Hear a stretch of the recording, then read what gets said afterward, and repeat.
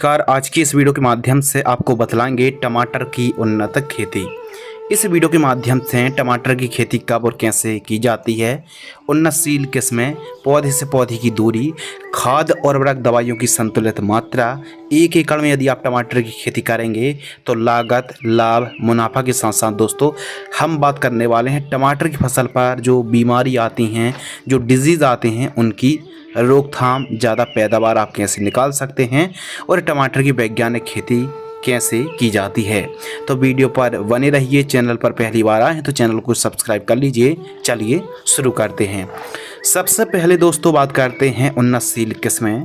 तो जो वैरायटी हैं, हाइब्रिड वैरायटी के ऊपर बात करें तो जलवायु, भूमि, क्लाइमेट्स कंडीशन और राज्यों के हिसाब से, मौसम के हिसाब से जो वैरायटी होती हैं वो अलग अलग होती हैं।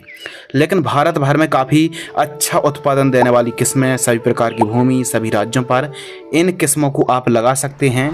नंबर 1 सेमिनीज कंपनी की अभिलाष वैरायटी आती है, सिजेंटा कंपनी की साहो वैरायटी आती है और साथ ही यूएस एग्री सीड्स की SW1504 अर्का रक्षक और यूएस एग्री सीड्स की 1508 और हिम सोना जैसी वैरायटी को दोस्तों आप लगा सकते हैं।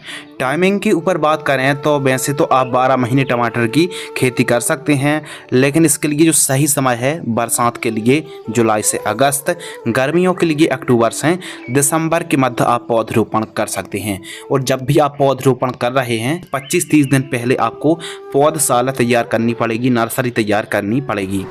भूमि और खेत की तैयारी के ऊपर बात करें तो टमाटर की खेती वैसे तो सभी प्रकार की भूमि पर आप खेती कर सकते हैं, लेकिन काली भूमि, काली दोमट और चिकनी दोमट भूमि काफ़ी ज़्यादा टमाटर की फसल के लिए उपयुक्त मानी जाती है। मृदा की पीएच वैल्यू 5 से 7.5 तक चल जाती है, अधिक एल्कलाइन है। तो जब खेत की तैयारी कर रहे हों सल्फर की पूर्ति करें और सस्ते पर जिप्सम है, SSP जैसी खादों का आप इस्तेमाल कर सकते हैं जब खेत की तैयारी दोस्तों कर रहे हों। और खेत की तैयारी में 1 से 2 बार कल्टीवेटर, दक फैट तोतल से पहली और दूसरी प्लोइंग कराना चाहिए। खेत को एकदम समतल कराएं और मिट्टी को भुरभुरी कराने वाले यंत्र रोटावेटर, हैरो से ठीक तरीके से मिट्टी को भुरभुरी करा लेना चाहिए। अब खेत की तैयारी आपने कर ली, कम से कम 40 से 45 दिन की तेज़ धूप लगना बहुत ज़्यादा ज़रूरी है। उसके बाद ही आपको वैड तैयार करानी चाहिए। इस वीडियो के माध्यम से टमाटर की जो वैज्ञानिक खेती है, मल्टी ड्रिप में जो खेती की जाती है वही जानकारी शेयर कर रहे हैं। लेकिन फिर भी यदि आप साधारण तरीके से खेती करते हैं तो अभी काफ़ी हेल्प आपको मिलने वाली है इस वीडियो के माध्यम से, क्योंकि जो रोग बीमारी आती हैं उनका उपाय, इलाज, नियंत्रण भी इस वीडियो के माध्यम से दोस्तों आपको बतलाने वाले हैं। तो वीडियो पर बने रहिए। कुछ इस प्रकार जो खेत है एकदम समतल होना चाहिए, तारबंदी करा लीजिए और खेत के चारों साइड साफ सफाई होना चाहिए। तारबंदी के साथ साथ 5-7 फीट वाली ग्रीन नेट भी खींच लीजिए। अगले टॉपिक के ऊपर दोस्तों बात करते हैं तापमान। तो टमाटर की क्रॉप के लिए जो टेम्परेचर है न्यूनतम 14 से 15 और अधिकतम 35 से 36 डिग्री सेल्सियस का जो टेम्परेचर होता है काफ़ी अनुकूल माना जाता है। प्रति एकड़ सीड्स और प्लांट्स के ऊपर बात करें तो यदि आप 1 एकड़ पर टमाटर की खेती कर रहे हैं तो 80 ग्राम से लेकर 100 ग्राम सीड्स की रिक्वायरमेंट पड़ने वाली है। या फिर यदि आप प्लांटेशन कर रहे हैं, और प्लांटेशन भी 2 प्रकार से किए जाते हैं, एक बेड पर सिंगल लाइन या फिर जिगजैग डबल लाइन पर। यदि आप सिंगल लाइन पर प्लांटेशन करते हैं तो 8000 पौधे की रिक्वायरमेंट पड़ेगी। जिगजैग डबल लाइन पर पौधरोपण कर रहे हैं तो 16-17 हज़ार पौधे की रिक्वायरमेंट पड़ने वाली है। साधारण तरीके से खेती करने पर प्लांट्स और सीड्स की जो रिक्वायरमेंट है वो बढ़ भी सकती है। बेसल डोज के ऊपर दोस्तों बात करते हैं, यानी जो प्राइमरी न्यूट्रिएंट है। सबसे पहले यदि आप बड़े लेवल पर टमाटर की खेती कर रहे हैं तो सॉइल टेस्ट यानी मिट्टी की जांच जरूर करा लीजिए। इससे पता चल जाएगा कि हमारी मिट्टी पर कौन कौन से पोषक तत्वों की कमी है या फिर डिफिशियंसी है। यदि भूमि हल्की है या फिर कम उपजाऊ है तो ऐसी कंडीशन पर जब आप बेड तैयार कर रहे हों DAP या फिर NPK 12-32-16 दोनों में से कोई एक 50 किलोग्राम, SSP पाउडर फॉर्म वाली 50 kilo, MOP muriate of potash 30 kilogram, और यदि दीमक की समस्या भी है तो फिर ऐसी कंडीशन पर फिप्रोनिल 0.3% GR दानेदार इंसेक्टिसाइड 3 किलोग्राम से लेकर 5 किलोग्राम या फिर क्लोरपाइरिफास 1 लीटर। और साथ ही 2 से 3 ट्राली गोबर की खाद का इस्तेमाल करिए जब आप बेड तैयार कर रहे हैं। बेड मेकर या फिर बेड राइजर से कुछ इस प्रकार आपको बेड तैयार कराना चाहिए। बेड से बेड की दूरी आपको 2.5 फीट रखनी चाहिए। बेड की चौड़ाई 2.5 से 3 फीट और बेड की ऊंचाई 1 फीट रखनी चाहिए। यदि आप बेड विधि से खेती कर रहे हैं तो ड्रिप लगाना भी बहुत ज़्यादा ज़रूरी है। ड्रिप एरीगेशन ड्रिप सिस्टम के ऊपर बात करें तो 16 mm ड्रिप को आप बिछवा सकते हैं एक बेड पर, जो कि आप वीडियो पर देख रहे हैं, इसे बेड कहते हैं। एक बेड पर सिंगल लाइन पर आप ड्रिप बिछवा सकते हैं। मल्चिंग पेपर एक प्लास्टिक का कवर होता है जो कि मल्च कहते हैं। मल्चिंग पेपर लगाने से कम सिंचाई की आवश्यकता होती है, फसल व्यवस्थित रहती है और दोस्तों खरपतवार का जमाव बिल्कुल भी नहीं होता है। काफ़ी ज़्यादा फ़ायदे होते हैं। और मल्चिंग पेपर यदि आप 1 एकड़ में लगाएंगे तो तकरीबन 12-13 हज़ार रुपये के आसपास का खर्च आने वाला है। Plant distance and mulching paper में जो होल्स की अगर बात करें दोस्तों, तो आपको पौधरोपण करने से पहले मल्चिंग पेपर में होल्स करना बहुत ज़्यादा ज़रूरी है ड्रिप को बचाते हुए। कुछ इस प्रकार गर्म कोयले को भर करके आपको 2 इंची मल्चिंग पेपर में होल्स करना चाहिए ड्रिप को बचाते हुए। तो ध्यान से सुनिए दोस्तों, यदि आप पौधरोपण कर रहे हैं तो टमाटर की आप पौधरोपण जिगजैग भी कर सकते हैं और सिंगल लाइन पर भी कर सकते हैं। यदि आप जिगजैग कर रहे हैं तो पौधे से पौधे की दूरी 1.5 से 2 फीट और जिगजैग पौधरोपण करना चाहिए, यानी एक बेड पर डबल लाइन पर पौधरोपण करना चाहिए। तो इस कंडीशन पर 16,000 पौधे लगेंगे। सिंगल लाइन पर भी आप रोपण कर सकते हैं। पौधे से पौधे की दूरी 1.5 फीट रखनी चाहिए। एक बेड पर सिंगल लाइन पर पौधरोपण करना चाहिए। मल्चिंग पेपर में यदि आप जब होल्स कर रहे हों तो सिंचाई मत कीजिए। फिर जब मल्चिंग पेपर में होल्स हो जाएं फिर उसके बाद सिंचाई करिए, फिर पौधरोपण करिए। अगले टॉपिक के ऊपर बात करते हैं नर्सरी तैयार। अब नर्सरी तैयार करने की भी अलग अलग विधि हैं, मेथड हैं। सरल हों किसान भाई अपने घर में पौधे तैयार कर लें, सस्ते पर एकदम साधारण तरीके से और व्यवस्थित तरीके से जड़ों का विकास हो तो विधि अलग अलग है। साधारण विधि, बेड विधि, प्लास्टिक प्रो ट्रे विधि, डिस्पोजल विधि।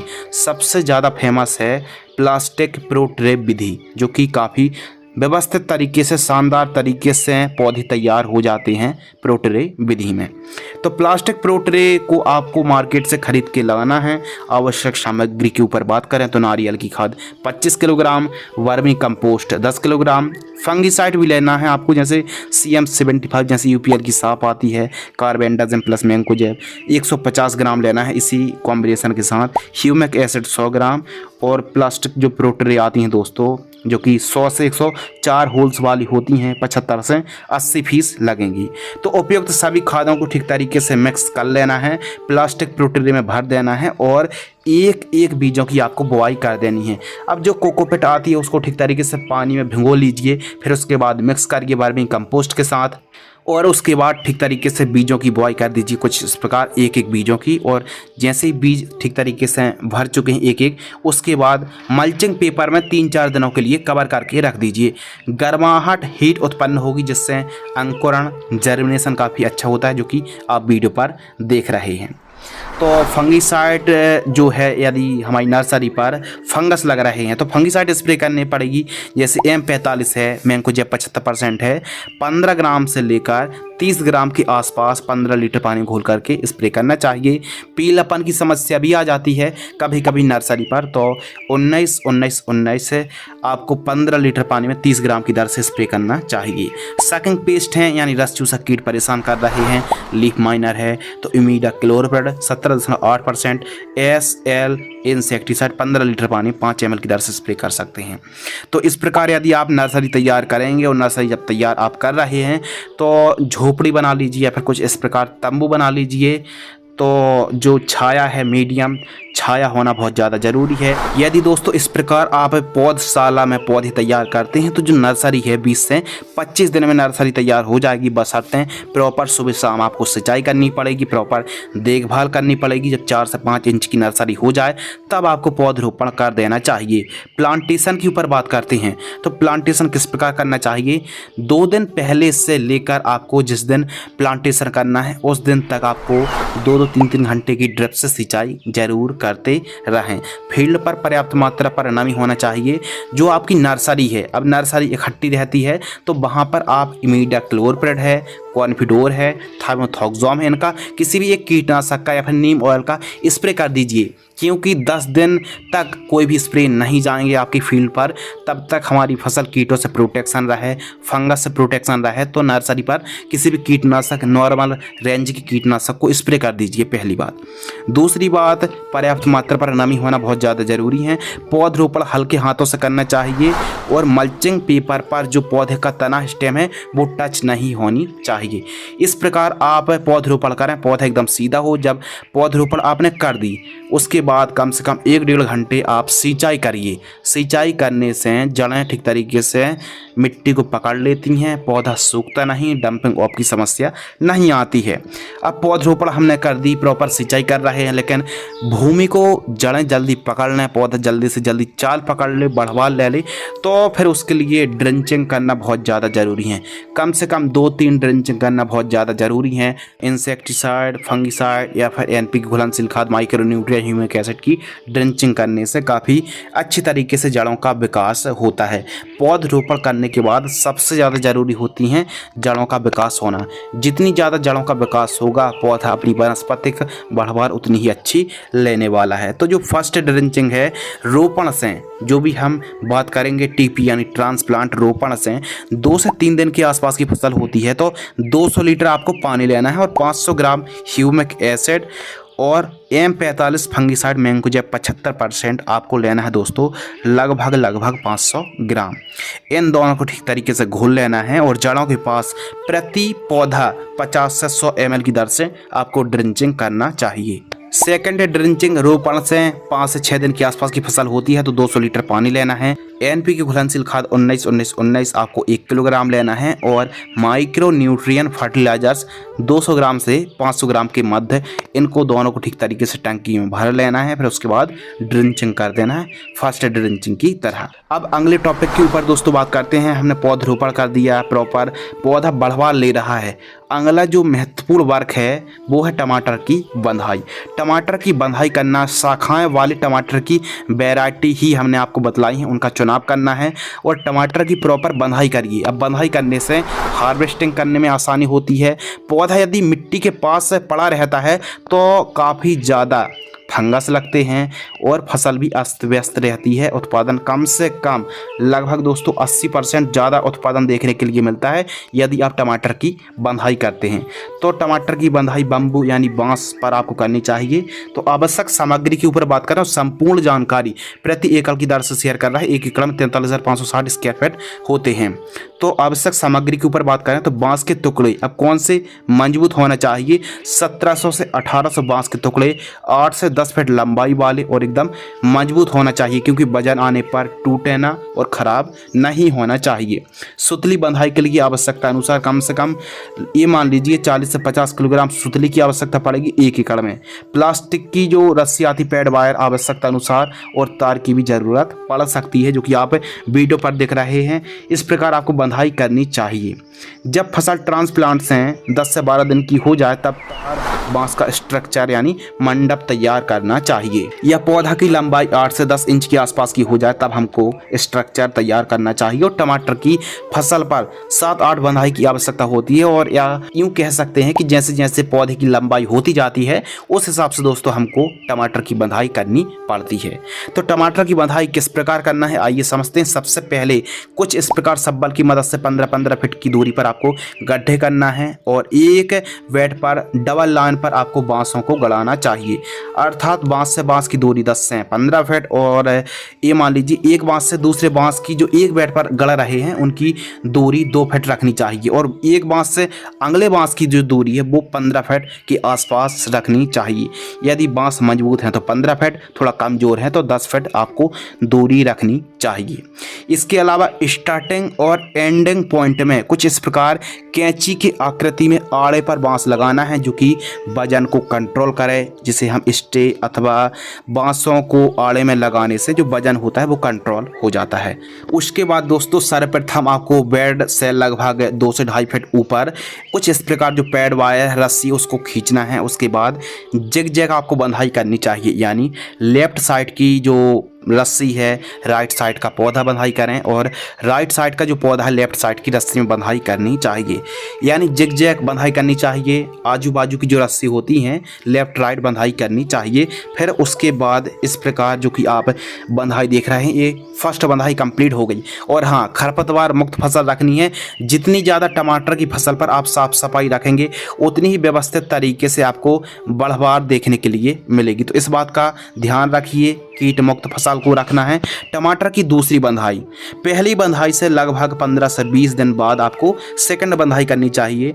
जो पहली रस्सी है दोस्तों उससे 1.5 से 2 फीट ऊंचाई पर आपको दूसरी रस्सी पैड वायर को खींचना चाहिए। और जो पैड वायर है वो 130 से 150 रुपये के आसपास कीमत देखने के लिए मिलता है। उसके बाद आपको सीधी सीधी आपको बंधाई करनी चाहिए। सीधी सीधी यानी जो पौधा है वहाँ से एकदम जो टहनियाँ जो डालियाँ इस साइड उस साइड हो रही हैं उनको ठीक तरीके से पैड वायर बांध दीजिए। एकदम सॉफ्ट हैंड से बंधाई करिए, रस्सी को ज़्यादा टाइट नहीं करनी चाहिए। इसी प्रकार टमाटर में ऊपर और अंतिम जो रस्सी है 5-6 फीट के आसपास में आपको खींचनी चाहिए। और जैसे जैसे शाखाएँ टहनियाँ बढ़ती जाती हैं उसी प्रकार टमाटर की बंधाई करनी चाहिए। टमाटर की अधिकतम ऊंचाई 5 से 6 फीट तक दोस्तों जाती है। उसके बाद जैसे जैसे वजन बढ़ता जाता है फिर बंधाई हमको प्रॉपर करनी पड़ती है। अब टमाटर की जो बंधाई करने में देरी नहीं करनी चाहिए और रोपाई के पहले ही बांस के जो टुकड़े हैं उनकी व्यवस्था कर लेनी चाहिए। प्लांटेशन और बंधाई सफाई हार्वेस्टिंग के लिए मजदूर समय में मिल जाने चाहिए। आवश्यक सामग्री जो टमाटर की बंधाई पर लगती है उसकी व्यवस्था मैनेजमेंट पहले ही कर लेना चाहिए। टमाटर की जो ऊंचाई है 5 से 6 फीट तक रहती, शाखाएं वाली जो टमाटर होती, बांस मजबूत हैवी होना चाहिए और अपने अनुभव विवेक का आपको इस्तेमाल करके टमाटर की खेती करनी चाहिए।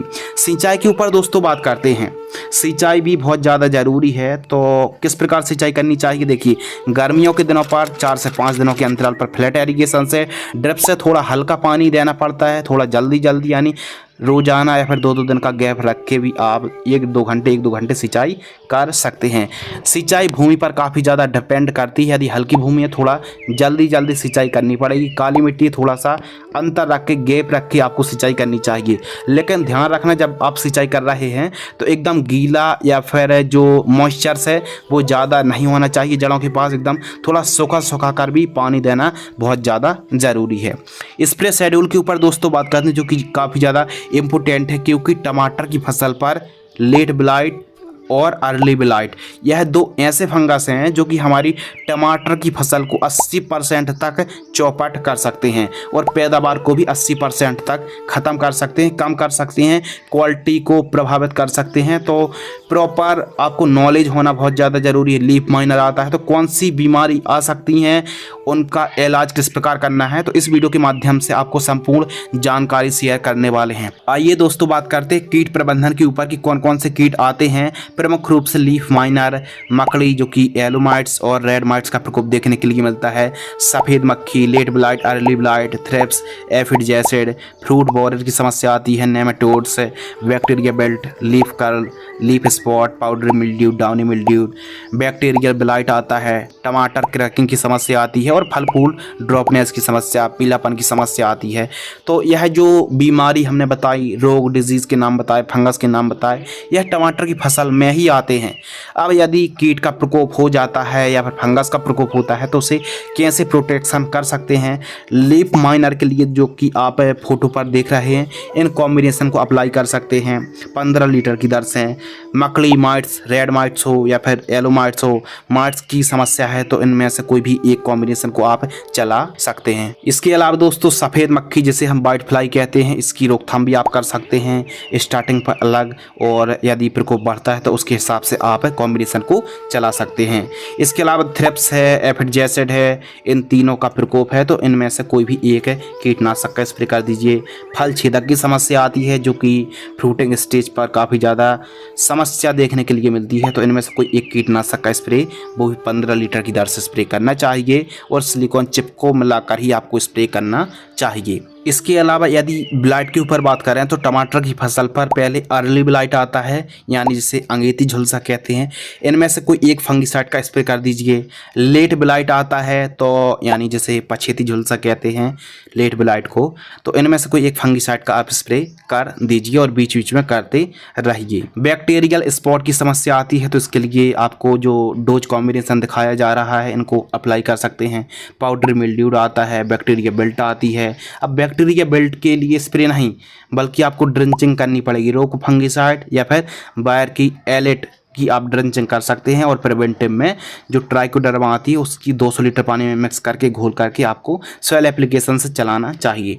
टमाटर क्रैकिंग की यानी टमाटर फटने लगते हैं, इसके लिए बोरॉन और कैल्शियम नाइट्रेट को ड्रिप से आप चला सकते हैं, जो कि डोज वीडियो पर देख रहे हैं। फल फूल की भी समस्या आती है, इसके लिए आप कॉम्बिनेशन देख ही सकते हैं। बढ़वार के लिए कोई एक प्लांट ग्रोथ प्रमोटर का स्प्रे कर दीजिए। फल फूल ड्रॉप हो रहे हैं या फिर फल झड़ने की समस्या आ रही है तो फिर कोई एक प्लांट ग्रोथ रेगुलेटर का आप स्प्रे कर सकते हैं। टमाटर की फसल पर दोस्तों कम स्प्रे करने पड़े या फिर थोड़ा सा हमारी फसल को कैसे प्रोटेक्ट कर सकते हैं, ज़्यादा कीटनाशक का स्प्रे ना करना पड़े, तो इसके लिए प्रॉपर आप नीला और पीला स्टिकी जो ट्रैप आते हैं, ब्लू और येलो जो ट्रैप आते हैं, उनका आपको 1 एकड़ में 20 फीस इंस्टॉलेशन कराना चाहिए। इसके अलावा लाइट ट्रैप आता है, बीच बीच में गेंदे की 2-4 लाइन लगा दीजिए। प्रॉपर ग्रीन नेट खींच के प्रॉपर साफ सफाई रखिए। और खरपतवार कंट्रोल के लिए ज़्यादा बेहतर है कि रासायनिक की तुलना पर निराई गुड़ाई करें, साफ सफाई बनाए रखें। और दोनों बेड के बीच में भी यदि खरपतवार उग जाते हैं तो वहाँ पर भी साफ सफाई करना बहुत ज़्यादा ज़रूरी होता है। तो इस हिसाब से दोस्तों आपको स्टार्टिंग पर नीम ऑयल है, इमीडा क्लोरपेड है, एसिटाइपरेड है, इनके स्प्रे आप ले सकते हैं। बाकी जैसे जैसे फसल वृद्धि करती जाती है उस हिसाब से आपको स्प्रे शेड्यूल आवश्यकता अनुसार चलानी चाहिए। स्टार्टिंग पर महंगे कीटनाशक, फंगिसाइड या फिर टॉनिक स्प्रे की आवश्यकता बिल्कुल भी नहीं रहती है। यदि आप ऐसा करते हैं स्टार्टिंग पर ही, जब फसल छोटी स्टेज पर होती है, महंगे कीटनाशक का स्प्रे कर देते हैं तो फिर बाद में वही कीटनाशक काम नहीं कर पाती, कीटों पर रेजिस्टेंस पावर आ जाती है। यह था दोस्तों स्प्रे शेड्यूल। अब बात करते हैं फर्टिगेशन शेड्यूल यानी खाद का शेड्यूल। तो टमाटर की फसल पर यदि आप ड्रिप से खेती कर रहे हैं तो ट्रांसप्लांट से 45 दिनों के मध्य जो वनस्पतिक स्टेज रहती है, ऐसी कंडीशन पर 2 से 3 दिनों का अंतर रखना है। 1 दिन में एक खाद छोड़ना है, जो कि आप फोटो पर देख रहे हैं। इन खादों को छोड़ सकते हैं लेकिन 1 दिन में एक खाद, फिर 3 दिन का अंतर रखना चाहिए। टमाटर की फसल फूल की अवस्था में होती है तो फिर दोस्तों ये मान लीजिए 3-3 दिनों के अंतराल पर 2 किलोग्राम से लेकर 3 किलोग्राम की दर से आपको फास्फोरस युक्त खादों का या फिर जो खादें देख रहे हैं इनका इस्तेमाल करना चाहिए। टमाटर की फसल पर जो थर्ड कॉम्बिनेशन है फल की अवस्था पर होती है तो इन खादों को आप 3 से 4 किलोग्राम आपको 1 एकड़ में छोड़ना है, वो भी 4-4 दिनों की अंतराल पर ड्रिप सिंचाई से। तो जो कि आप फोटो पर देख रहे हैं, इन खादों को आवश्यकता अनुसार चला सकते हैं। जब फल की अवस्था पर टमाटर की फसल होती है तो पोटास युक्त खादों की काफ़ी ज़्यादा ज़रूरत पड़ती है। फूल की अवस्था पर फास्फोरस और वनस्पतिक स्टेज में नाइट्रोजन की काफ़ी ज़्यादा ज़रूरत पड़ती है। बीच बीच में फ्लावरिंग फ्रूटिंग स्टेज पर बोरॉन है, कैल्शियम नाइट्रेट है, माइक्रोन्यूट्रिएंट है, ह्यूमिक एसिड है, इनका भी बीच बीच में प्रयोग करते रहना चाहिए। इस प्रकार यदि आप टमाटर की व्यवस्थित तरीके से खेती करते हैं तो जो उत्पादन है 1 एकड़ में 50 से 60 टन के आसपास आप 1 एकड़ से प्रोडक्शन निकाल सकते हैं, कम से कम। लाइफ साइकिल के ऊपर दोस्तों बात करते हैं, यदि आप बंधाई करते हैं, मल्चिंग ड्रिप में खेती करते हैं, व्यवस्थित तरीके से वैज्ञानिक खेती करते हैं तो 8 से 9 महीने बड़े आराम से टमाटर की फसल चल जाती है। बाजार भाव हमेशा फ्लेक्सिबल रहता है, 5 रुपये से लेके 40-50 रुपये केजी तक का रेट देखने के लिए मिल जाता है। अब बाजार भाव किसानों के हाथ में नहीं है, किसानों के हाथ में है फसल तैयार करना। तो फसल कैसे तैयार करना चाहिए वीडियो के माध्यम से जानकारी शेयर कर रहे हैं।